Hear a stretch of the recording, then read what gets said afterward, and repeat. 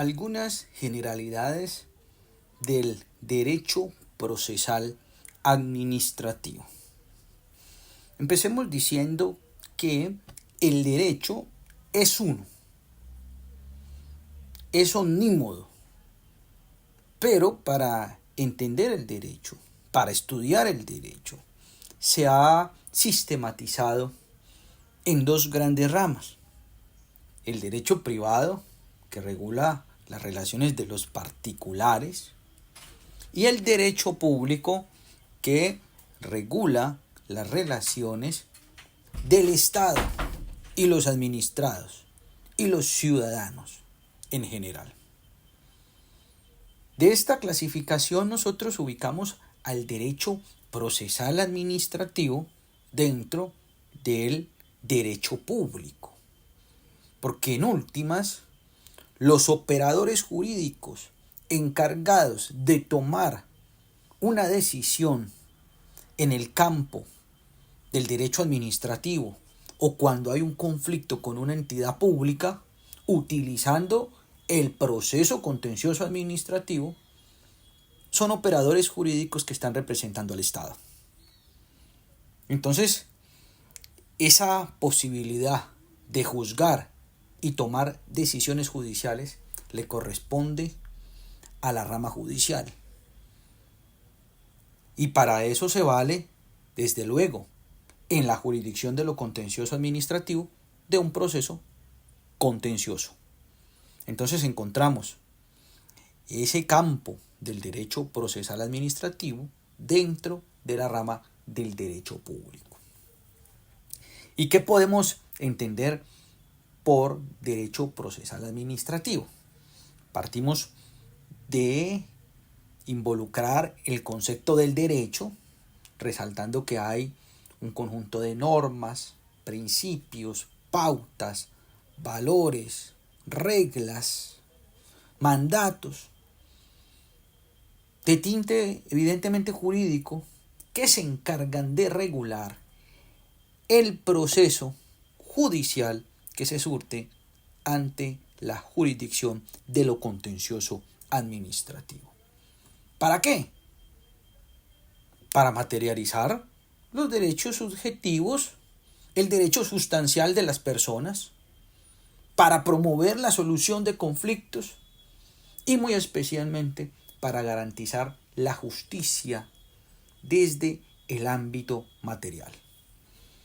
Entonces esas normas se enfocan de desarrollar lo que se conoce como el proceso contencioso administrativo, que se va a encargar a través de un operador jurídico que se llama juez de lo contencioso administrativo, de enjuiciar la actividad administrativa en relación con los administrados y también en relación con diferentes entidades.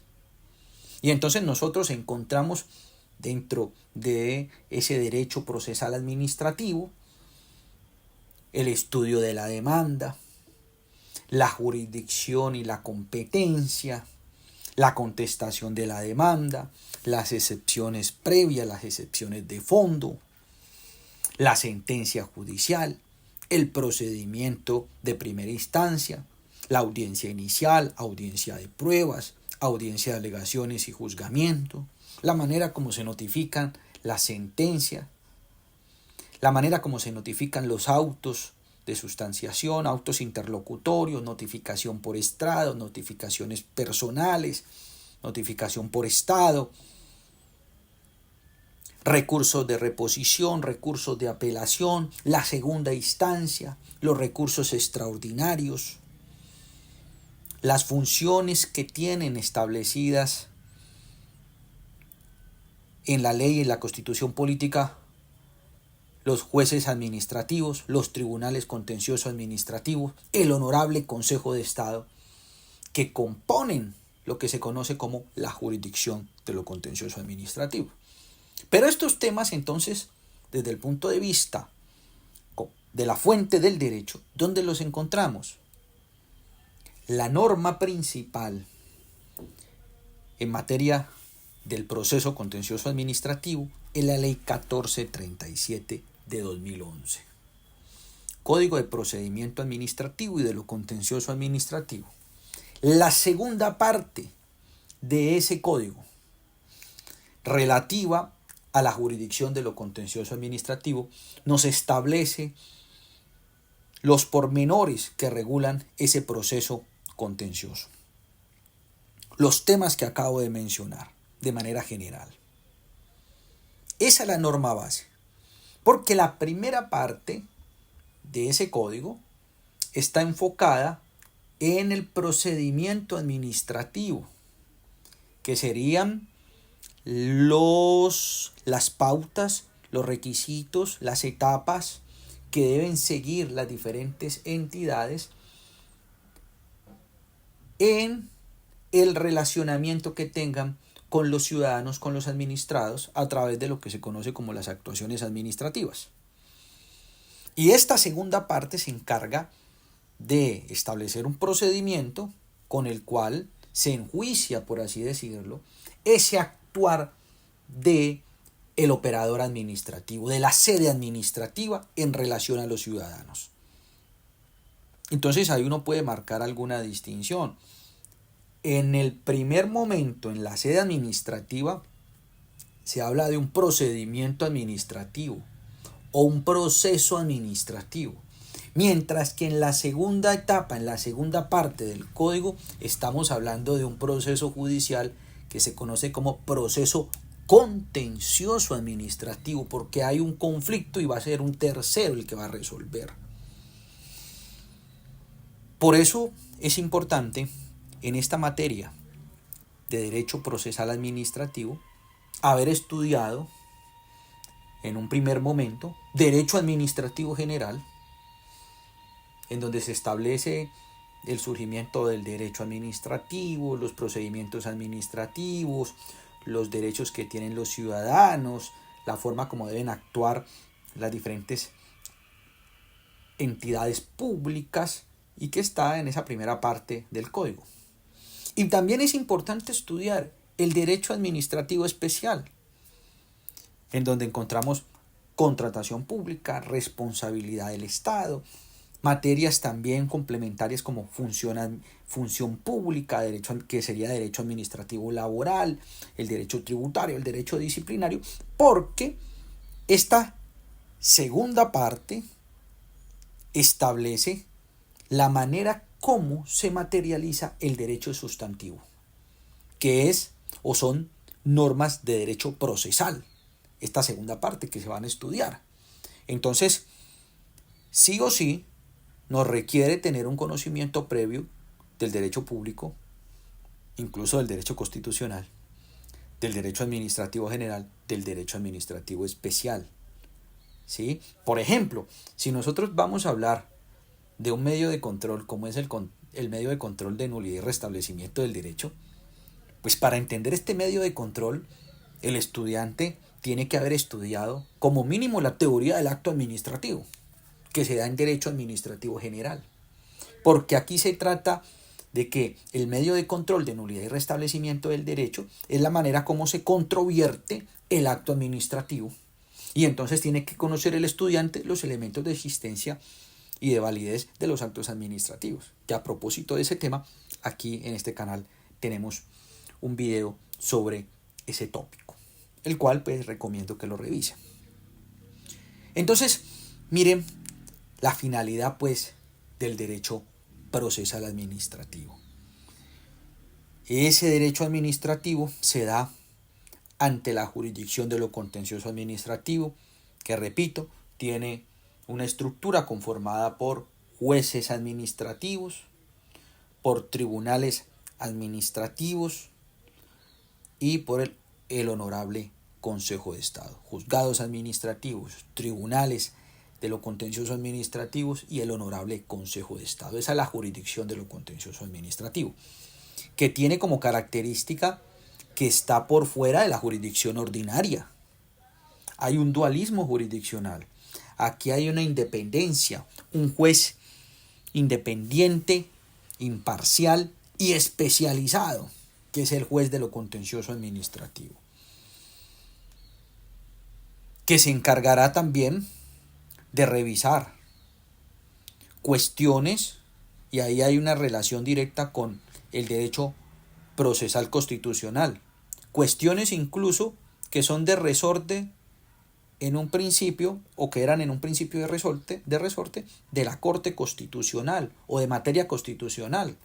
Y ahí encontramos nosotros una relación también entre el derecho procesal administrativo y el derecho procesal constitucional. Porque miren que el derecho procesal administrativo también se encarga de revisar la constitucionalidad a través del Consejo de Estado de los decretos que dicta el presidente de la República, el gobierno nacional. La constitucionalidad, que es una función por excelencia de la Corte Constitucional, que es la función de control de constitucionalidad. Pero la Corte Constitucional hace el análisis de leyes de la República, de referendos, de reformas constitucionales, pero se le ha dejado la competencia al Consejo de Estado, a la jurisdicción de lo contencioso administrativo, de regular esa constitucionalidad de los decretos. Obviamente no decretos que tengan fuerza de ley, porque sería competencia de la Corte Constitucional. ¿Esto para qué? ¿Para qué lo menciono? Pues para enlazar la relación que hay también con el derecho procesal constitucional. ¿Sí? El juez contencioso también conoce del control de tutela, es decir, de la acción de tutela, que es una acción que le corresponde al juez constitucional, a todos los jueces, pero pues obviamente también conoce el juez de lo contencioso administrativo. Acciones constitucionales, acciones populares y de grupo también le corresponde al contencioso administrativo. Entonces miren que hay un relacionamiento con la constitución política o con lo que se conoce como constitucionalización del derecho, que también está la constitucionalización del derecho procesal administrativo, y podemos relacionarlo con principios que encontramos en nuestra constitución política, como el principio del debido proceso del artículo 29 de la Constitución, como el principio o derecho fundamental de petición, que es la forma como se inician las actuaciones administrativas, y en últimas la demanda, que viene siendo en algo se relaciona con la petición porque es una pretensión en el cuerpo de una estructura que se llama demanda, pero va relacionado con la posibilidad de acudir ante las entidades del Estado, en este caso ante el acceso a la justicia, ante los operadores jurídicos, para que resuelvan una situación particular. El principio de doble instancia, ¿sí? El derecho que tienen los ciudadanos a imponer acciones públicas en defensa de la Constitución, la acción de nulidad electoral, la pérdida de investidura, la composición y organización del Consejo de Estado, de la jurisdicción de lo contencioso administrativo, la intervención de los procuradores, defensor del pueblo, en temas de acciones de tutela y acciones populares, y todas estas normas constitucionales que tienen unos efectos esenciales en el procedimiento de lo contencioso administrativo, porque en últimas todos estos procedimientos van enfocados a garantizar derechos fundamentales dentro de lo que se conoce como la justicia. ¿Sí? Entonces aquí estoy dando algunas generalidades a manera de introducción de lo que es el derecho procesal administrativo. ¿Cuáles serían los asuntos que conoce la jurisdicción de lo contencioso administrativo, que se estudian dentro del derecho procesal administrativo?